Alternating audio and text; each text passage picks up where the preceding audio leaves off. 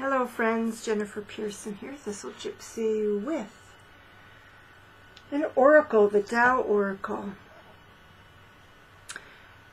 So, this has not been on my wish list very long, and it came my way through another search, and I'm sure that other people have had this experience also, where it's like you're curious about one deck, and so you get on, in my case, I go to Google Images, look up the deck, using Google Images, and start looking at the images. But, you know, the images of that deck are contaminated by images of other decks that are similar to it, or have a similar name. And that's how I got to this. And actually a couple of other Asian-themed decks, Asian philosophy-themed decks that are out of print or are still a question mark in my mind, something like that. And some of these decks, for these I Ching-based decks, or I Ching, if you say it that way, don't appeal to me at all. But I tried this one, and I got it for I don't know how much, but relatively cheaply used. In part because I wasn't sure if I was going to like it. And I was surprised that it's in such a hefty box. And I am pleased. For one thing, whether or not it works for me as an oracle deck, and I have high hopes. I think this is by the same person. I can't get the book. And look how thick that book out of the box. But I think this is by this Ma Diva Padma. Isn't she also involved in the Osho Zen?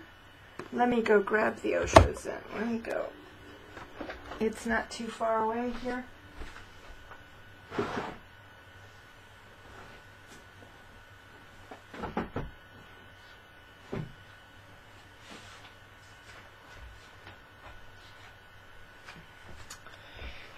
So,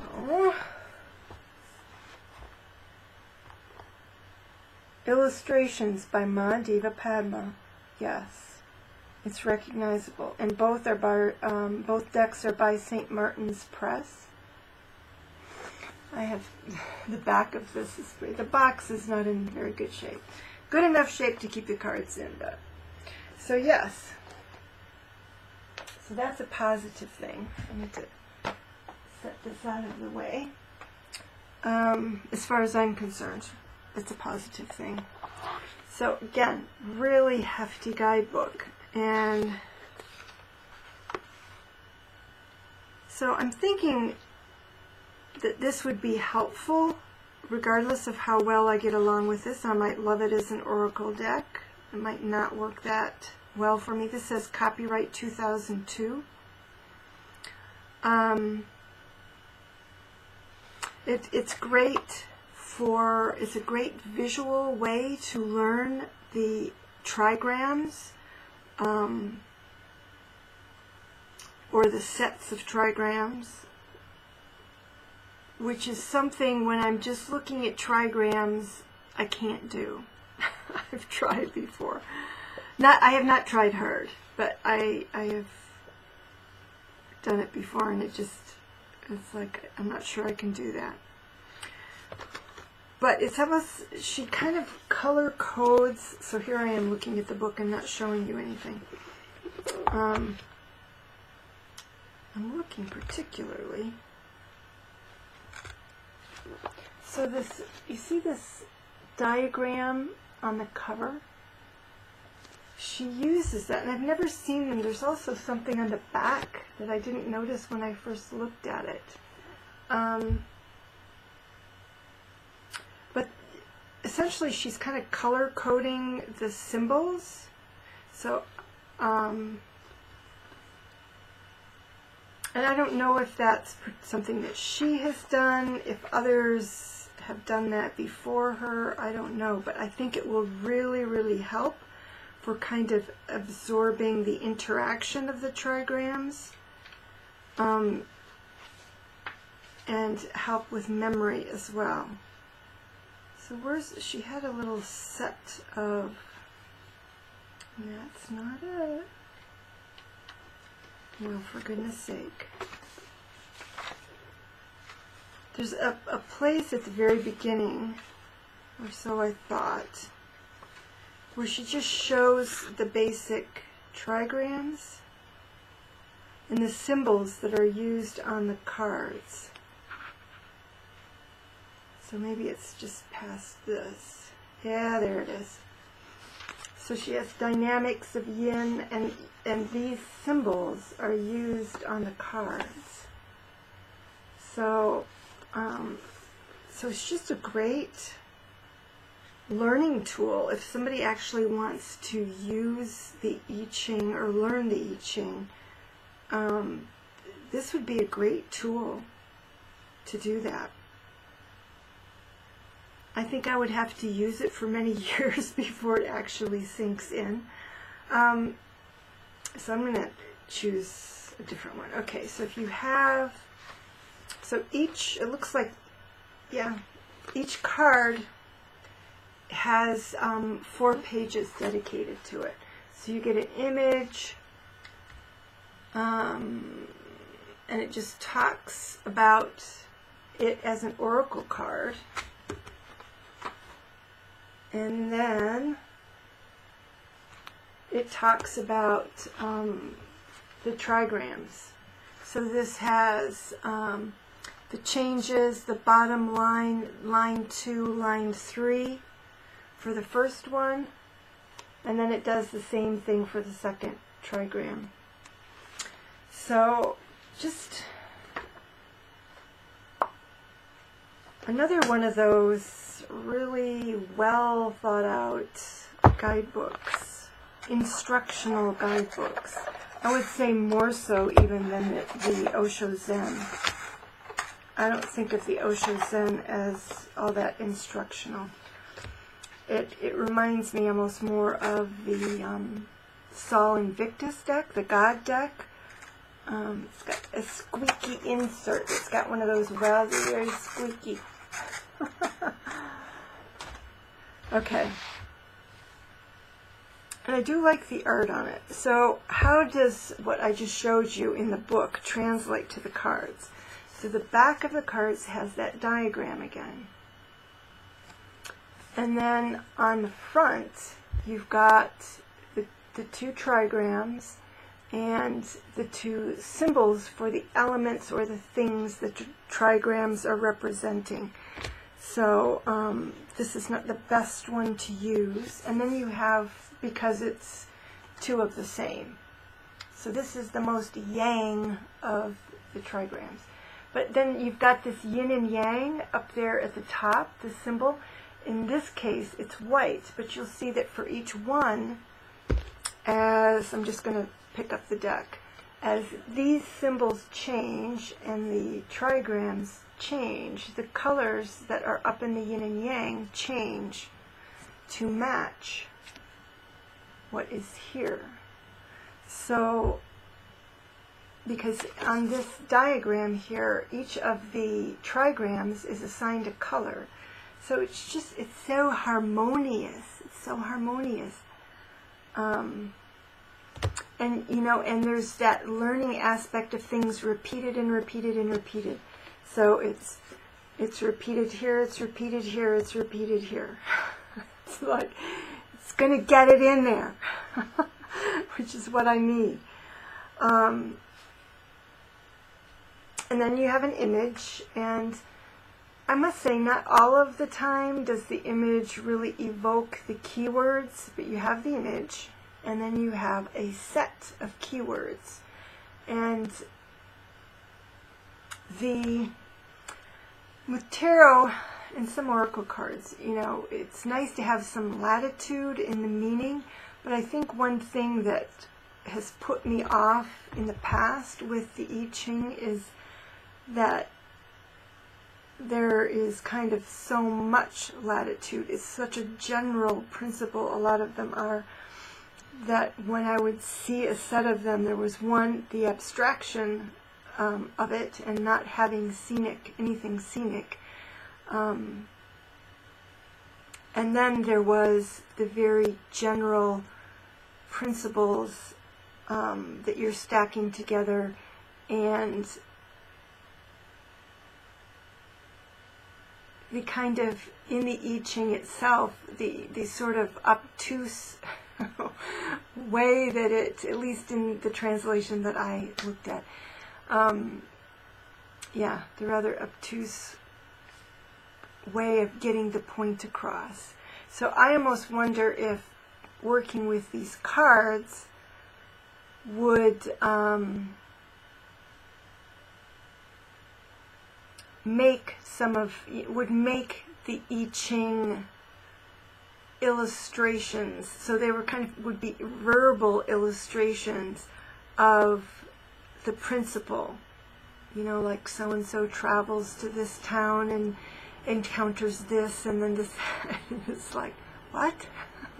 You know, and I've studied poetry, you know, so I should be good at obscure and I should be good at metaphor, but it defeated me.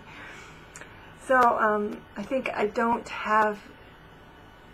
think the Asian mindset is not something that I can flow with very easily. But here I am, and I'm liking this. So here it is. This is card number 1, and there's 64 cards, and that's another thing I love about it, is that it has a lot of cards. It's an oracle deck with a lot of cards. It has a lot of range, and I don't have too many that I'm like comfortable using for a full reading, and I think I could use this for a full reading. And I've got paper that's sticking to my elbow here. But here we go. I'm going to walk through the cards, and maybe after that I'll do a separate video that's a deck interview, because I'm curious.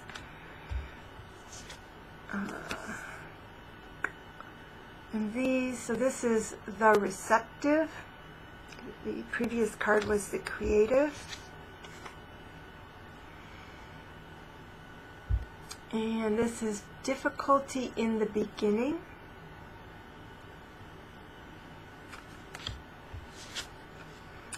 Youthful folly.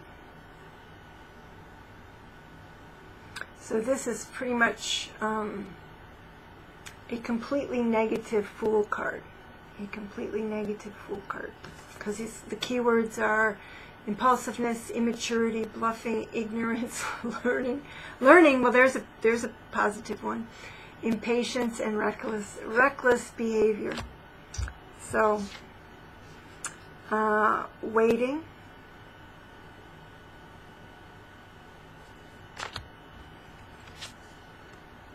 Conflict.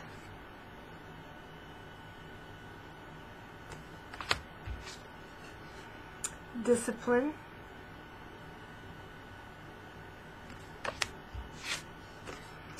Holding together. Some of these cards I really enjoy. I just, for some reason, like all of these different schools of fish swimming together. The taming power of the small. And there's eventually one that's, I think, taming power of the great or something like that.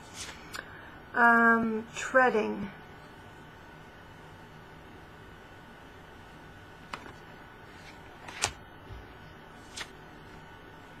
Peace.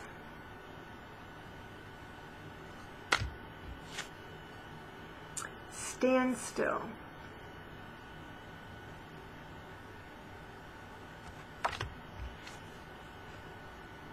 Companionship.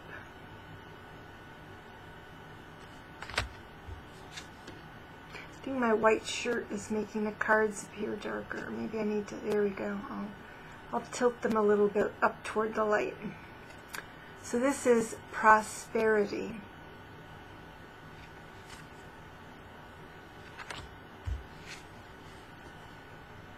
Modesty.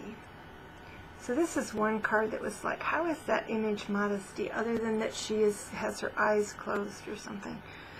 I don't know. But most of them I really like. Enthusiasm.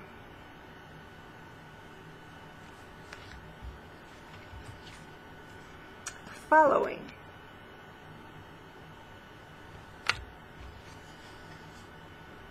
This is a really cool image and just a cool idea. Work on what has been spoiled or broken. So this is a card about healing.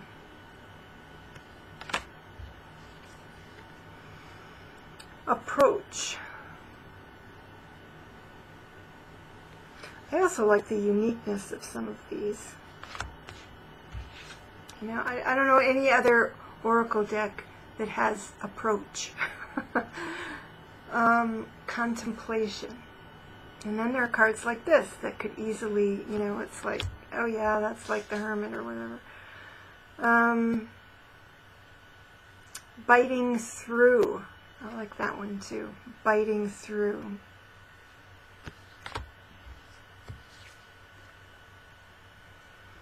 Grace.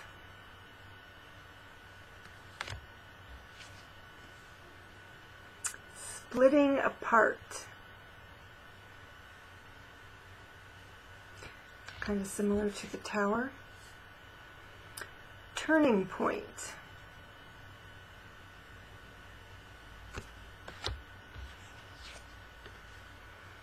Innocence.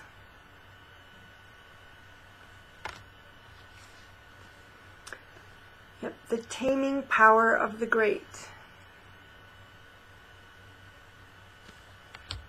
I'm forgetting to tip my cards up. Corners of the mouth. So isn't that one weird? So I'm going to read. So this is what it looks like. Corners of the mouth. It says nourishment, health, well-being, providing for others, creating balance, nurturing the body and the body, mind, and spirit. Suppose the trigrams together look like a mouth, you know, with two sides, whatever, I don't know. Excess.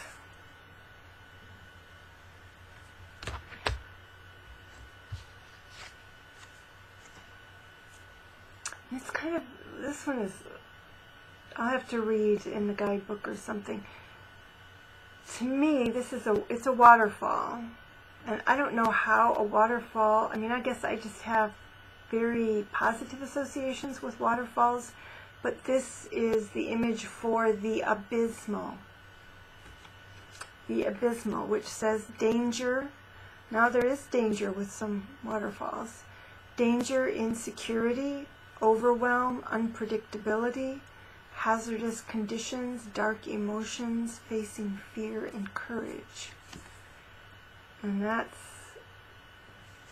that's a lot on a waterfall that I wouldn't normally associate with a waterfall.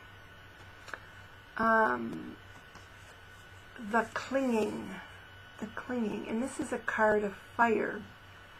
100% fire is the clinging, which is really, again, conceptually interesting. It doesn't quite make sense to me, so I will have to get in the mind frame, the I Ching mind frame. Influence. This is a very beautiful card. Whoops, but do I need to give it a little light? It's a dark card. As in, the colors are very saturated and deep. Duration. I really like this also. The mountains, the different seasons, the different times of day. Retreat. And how interesting to show geese leaving. Because the retreat is a timely departure. Letting go, withdrawal, reevaluation, retirement. Don't hesitate to walk away. All right. Great power. So this is similar to the Emperor.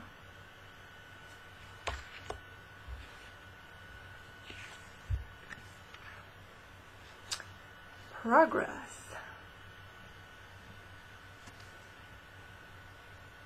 I guess I would associate that in the tarot with the Chariot, probably. It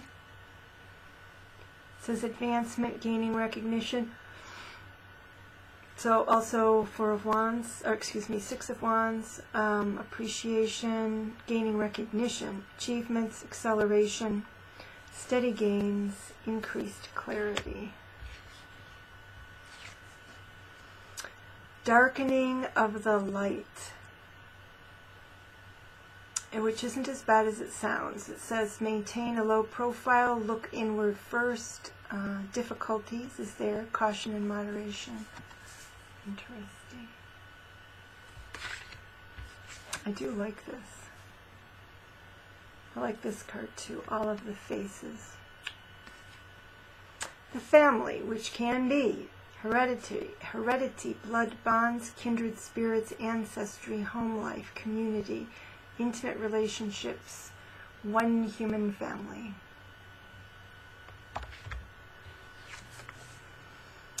Opposition.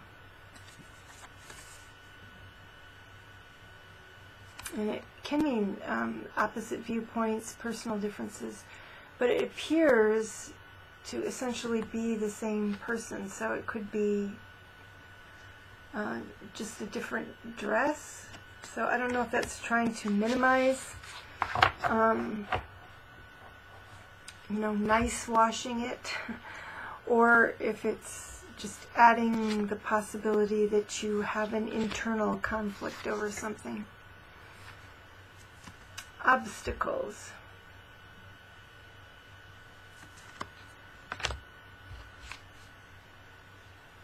Deliverance. So the idea here, at first I thought, well, it's a storm. It's a storm. How is that deliverance? Well, if you look at the earth is needing the rain. So being delivered from the drought, rescued. So release, relief, a fresh approach. Decrease. So we have, I think, both increase and decrease. Yep, here's increase.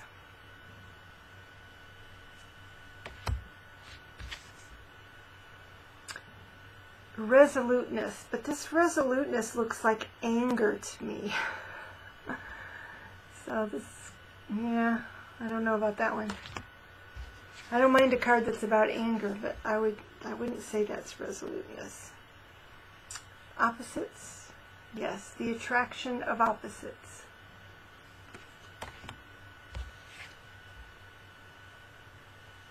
Gathering together. And the idea here is that the water is coming together. Down at the bottom is pooling. Pushing upward. What a cute card for pushing upward. And I love mushrooms. I'm looking. I love mushrooms. I'm still wanting to orient toward my monitor. Oppression. And so crow lovers, lovers of crows, which appear to be the animal in this, might take exception to this. The crows being used for oppression. Actually, you know what? If you look at their beaks, they look more like seagulls. Let's see, I don't know if my webcam will focus. Anyway, oppression. The Well. Beautiful card.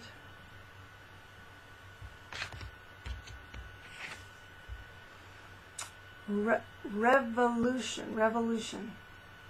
I wasn't sure if it was revelation, but it's revolution, and you've got a phoenix there rising.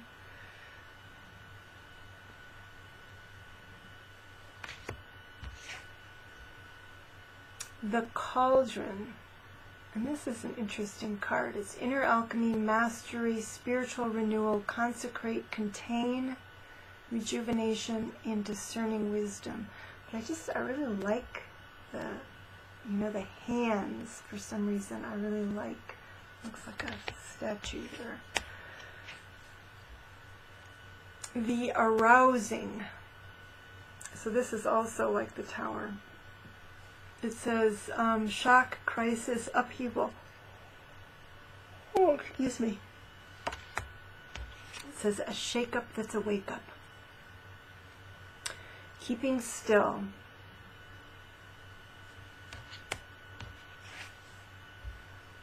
Development.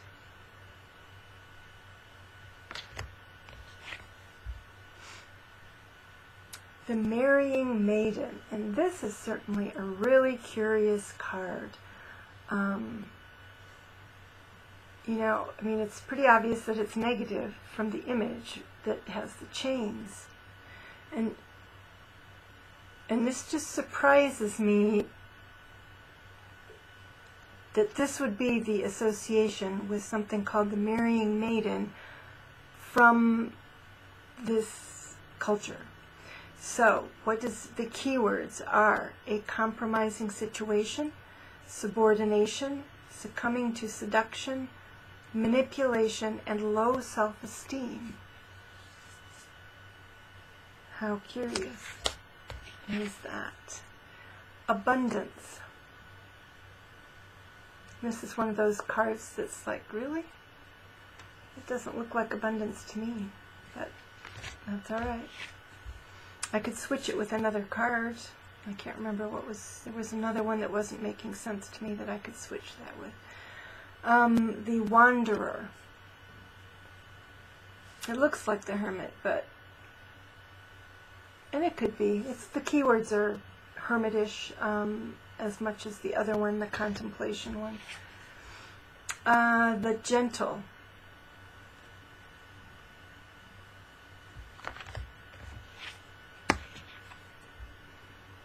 The Joyous.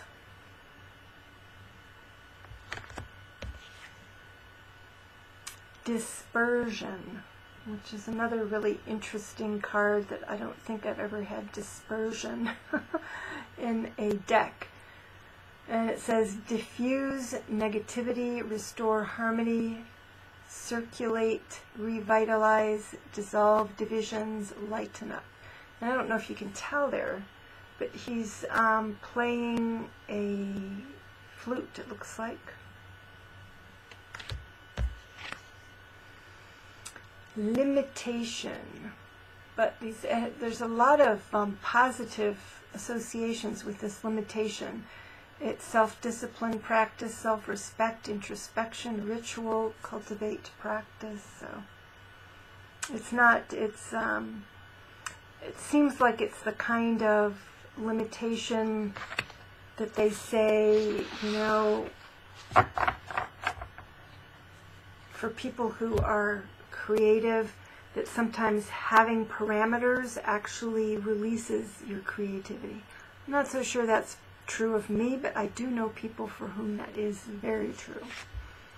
I don't know if it's the challenge that excites them or what. But, inner truth.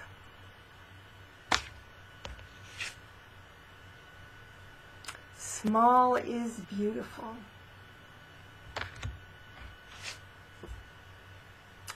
Completion. And then our last card is before completion. So that's a kind of a curious way to end a deck, being before completion. And this is, so you have the penultimate card is completion, and then we have before completion.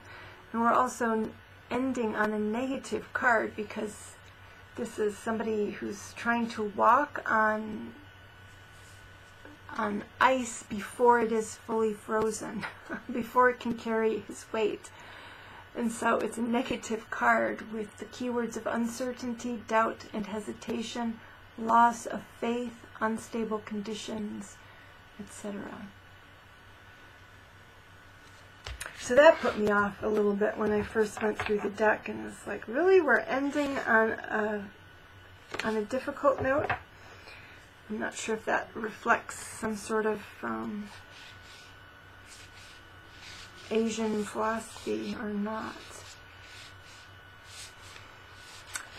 Okay, so there it is, the Tao Oracle, and I will, and I'm really curious actually to do a deck interview with this deck, but I'm actually feeling quite excited to have a deck, another hefty many card oracle deck that looks like I can use it for full readings, using the oracle for full readings. And I'm curious how it will play with its brother, sister, cousin, its relative, the Osho Zen. But there we go, the Tao Oracle. Take care, everybody. Bye-bye.